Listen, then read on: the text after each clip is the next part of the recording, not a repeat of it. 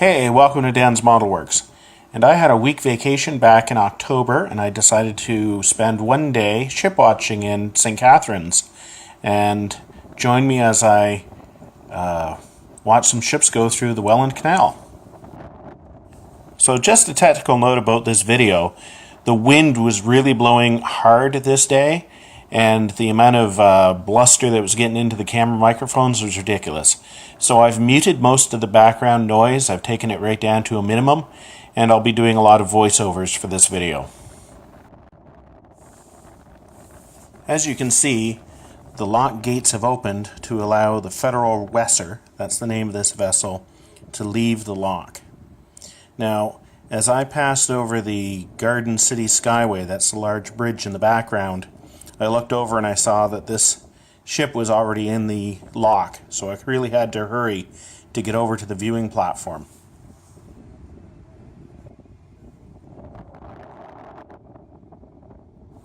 According to the Cargo Vessels International website, the Federal Wesser was built in Zhejiang, China, and I know I'm not saying that right, by the New Century Shipbuilding Company in the year 2000.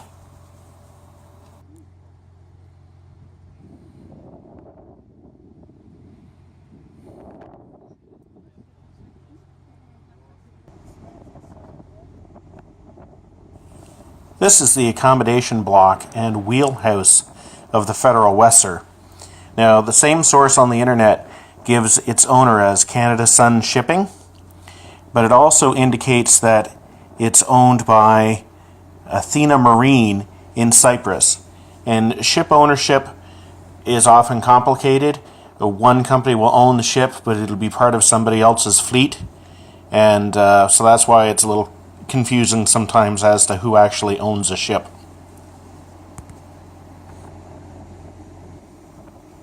We are at Lock 3 of the Welland Canal, and the Welland Canal maintains a raised viewing platform at this location. As well, the St. Catharines Museum is located here as well. And this is a good place to watch ships, except just after 9/11 they built a really massive heavy-duty black fence, which kind of makes it difficult to see through sometimes. We are looking downstream. That is, we're looking towards Lake Ontario in this view. And this ship is going to have to navigate 2 more locks before it can finally reach Lake Ontario.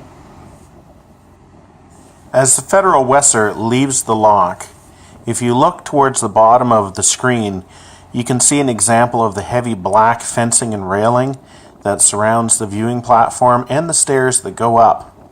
And you're really kind of forced to peer between the bars as if you were in jail or something like that. It certainly makes photography difficult. You pretty much have to put your camera right up against the fence and make sure that your lens is basically between the bars. As a matter of fact, this is a situation where people using less sophisticated devices, such as phones, have it over professional grade equipment with large lenses, have an advantage because you can easily point your lens through these bars without them being blocked.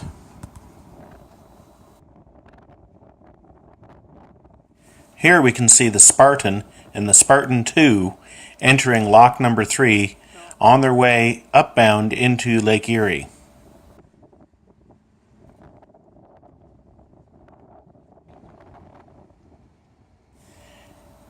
This is a barge tugboat combination in which the barge has been specifically built to match a certain tugboat, and once they've been matched together, they generally stay together for most of their working life.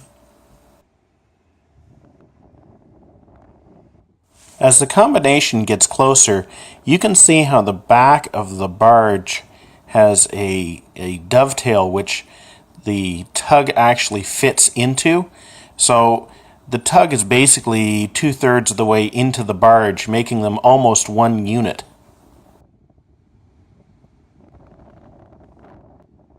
According to the Great Lakes Tugs and Workboats website, the Spartan was built back in 1969. Hey, same age as I am. as the Lead Horse by Burton Shipbuilding.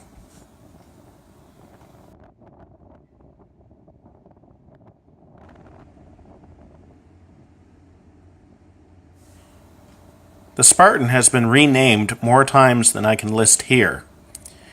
However, it appears that in the mid-1990s, a matching barge was built for it. In 2009, both units were purchased by the Occidental Chemical Company, and a year later they were both renamed to become the Spartan and the Spartan II.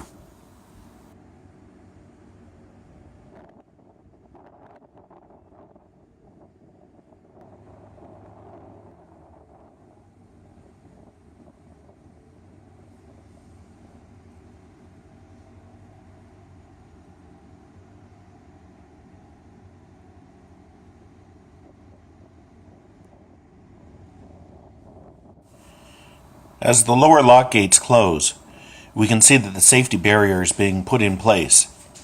This is not the yellow object you see going down. That's merely a crane which lowers a cable down across the lock.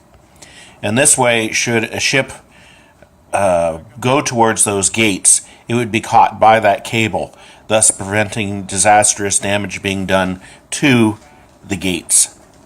That crane will later go back up again after it puts the cable down.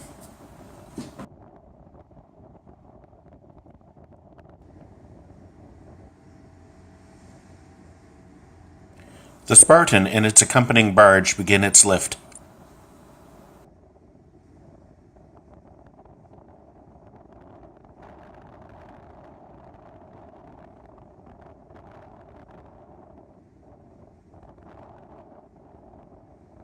Less crew to run a tugboat than you do a full-size laker. Yes, that's true. Makes sense. Anything that reduces the expense, they like.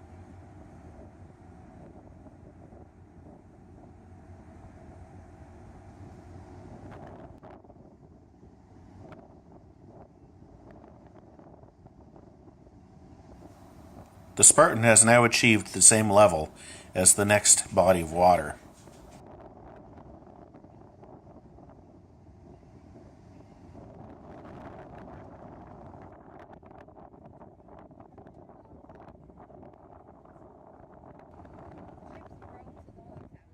I think the ships grow first.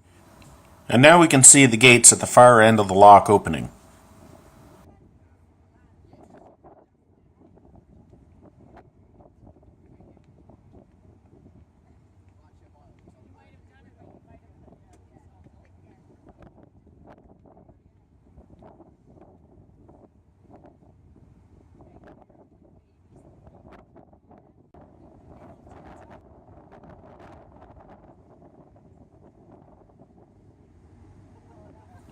The tugboat Spartan and its accompanying barge, Spartan II, now resume their journey up to Lake Erie. As the pair pass, note how, once again, the tugboat slots into the back of the barge. The pair will now head upstream to their next obstacle, which is the lift bridge carrying Glendale Avenue over the canal. Then they'll head towards the flight locks, and the flight locks are basically 3 locks all in a row. So they'll go right from lock 4 to 5 to 6, and then there's a brief space of not really open water heading into lock 7.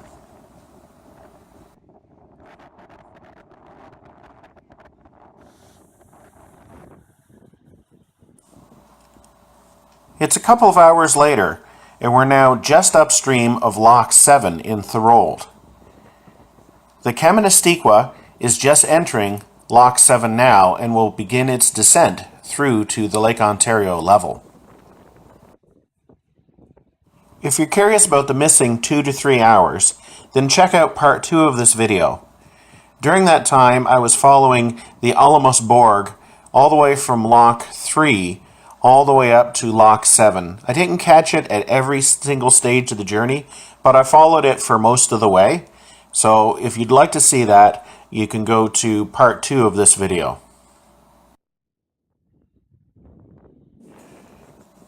According to the Boat Nerd website, This ship was originally named the Saskatchewan Pioneer, and it was built in 1983 by Welland Shipyards in Glasgow, Scotland, for the Pioneer Shipping Company.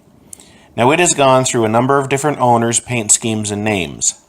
In 2007, it was purchased by Lower Lakes Towing and renamed the Kaministiquia.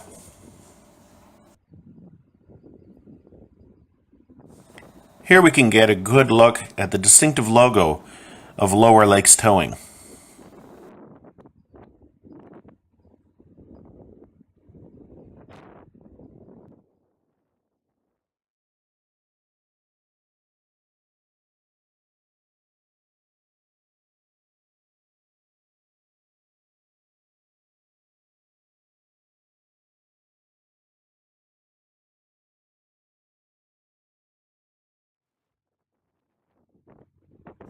The small building on the lower left that the ship is currently passing houses equipment to control the inlet valves for the upper end of the lock.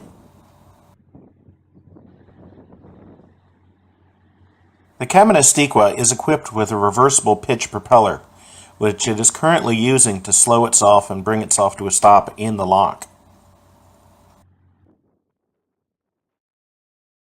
We're now on the other side of that lock inlet building, and this is a good place to see the upper gates of Lock 7 close.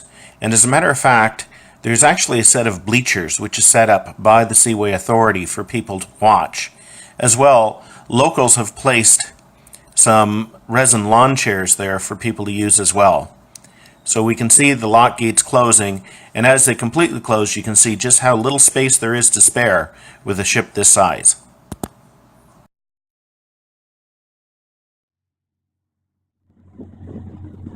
As we watch the superstructure disappear as the ship is lowered in the lock, one is struck by how much elevation change is achieved in each one of these locks.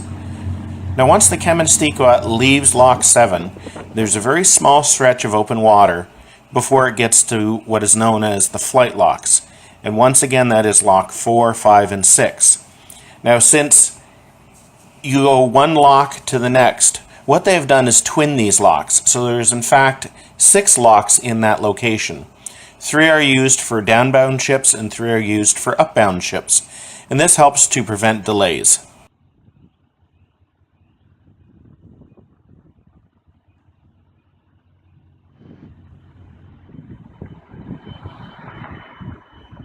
While driving back to the visitor center at Lock 3, I was surprised to see the Spruce Glen was just about to enter lock number 4, one of the flight locks.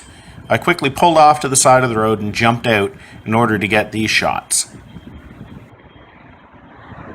Now here's a cool coincidence, and I didn't learn this until I was doing the research for these voiceovers.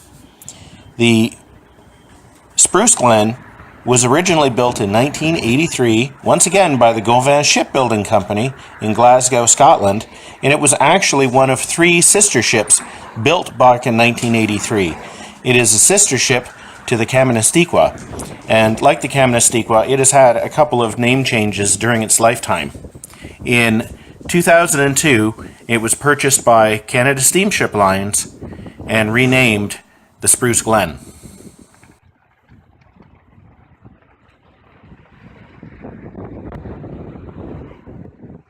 As built, this ship was named the Selkirk Settler, and it was owned by Misner Shipping Lines, which also was managing the shipping fleet for Pioneer Shipping, and that explains why these 3 ships were built to the same design.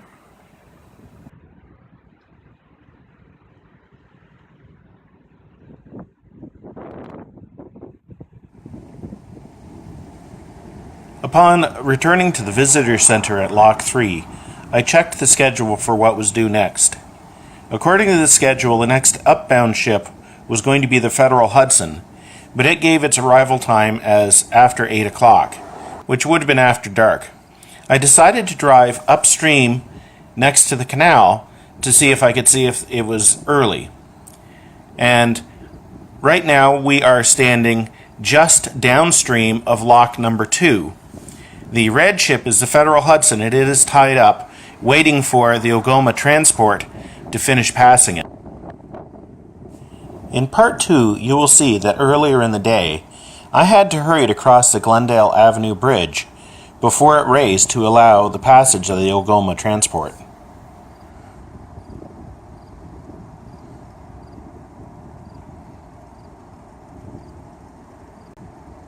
This ship was originally built as the Canadian transport for Upper Lake Shipping. In 2011, Upper Lake Shipping sold its entire fleet of ships to Algoma Central. This ship is one of the type that is known as a self-unloader. The very large arm that you see is a conveyor belt, and it allows the ship to unload itself without any shore facilities.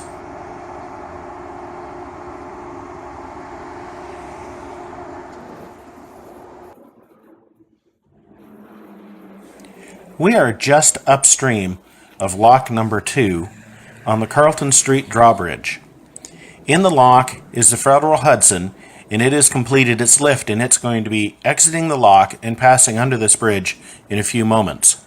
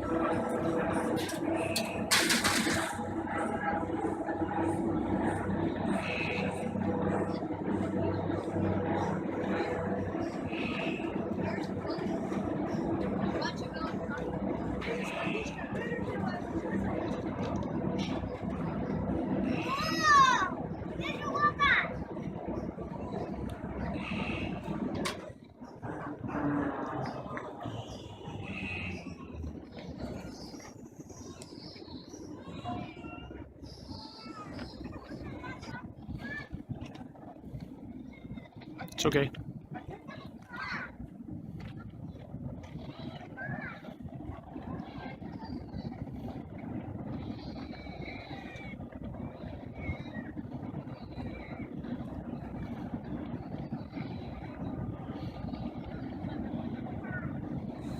The Federal Hudson is owned by the FedNav Company, and according to their website, she was built in the year 2000 by the Ashima Japan Shipyards.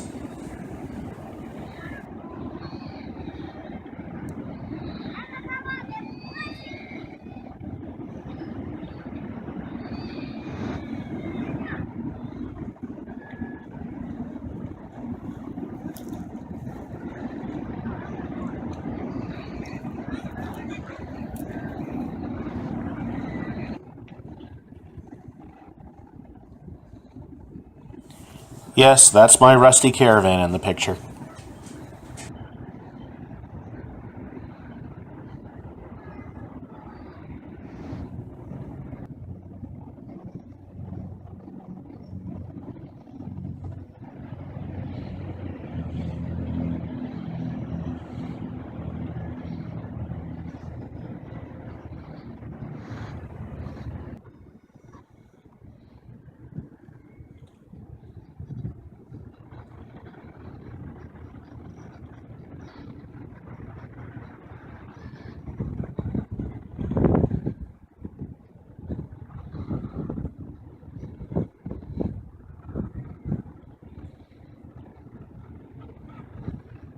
The Garden City Skyway, and there's a drawbridge there, I'm expecting a ship from the downward side, and I know there's also a ship coming from upstream. I'm hoping that one of them gets to this bridge before I run out of light. Which is it gonna be? I just saw the ship coming upstream just about a mile that way. But I know there's a ship coming downstream out of, I believe, Lock 7. I can't remember what lock it is. Which is going to make it here first, and will they make it here before I run out of daylight? I'm going. So something is close. I'm thinking it's the ship coming down, coming from Lake Erie. See you in a second. Oh, more than a second.